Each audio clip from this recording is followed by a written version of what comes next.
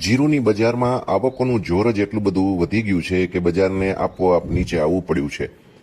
ગુજરાતની અંદર ગઈકાલે 1,10,000 ગુણીની આવક હતી અને આજે મંગળવારના દિવસે 7મી એપ્રિલના દિવસે 85,000 ગુણીની આવક છે. સવારે બજાર ખુલી ત્યારે 40 રૂપિયા ડાઉન હતી, એ પછી 25 રૂપિયાનો વધુ ઘટાડો થયો છે.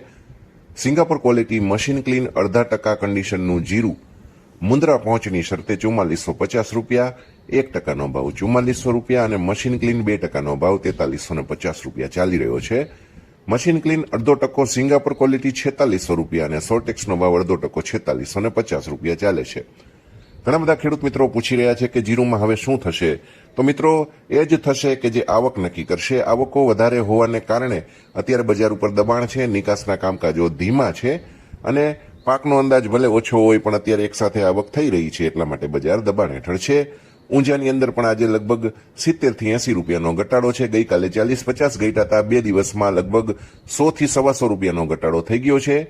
સુપર અને પ્રીમિયમ જીરુનો ભાવ ઊંઝાની અંદર 4150 રૂપિયાથી લઈને 4350 રૂપિયા, મધ્યમ બેસ્ટ માલનો ભાવ 3950 થી 4150 અને ચાલુ માલ અને એવરેજ માલનો ભાવ 3750 થી લઈને 3950 રૂપિયા સુધી અત્યારે બોલાઈ રહ્યો છે. ઊંઝાની અંદર આવકો ભરપૂર પ્રમાણમાં થવાને લીધે સાંજે 6 વાગ્યા સુધી આવક બંધ કરવામાં આવી છે. એ પછી આવકો ચાલુ કરવામાં આવનાર છે.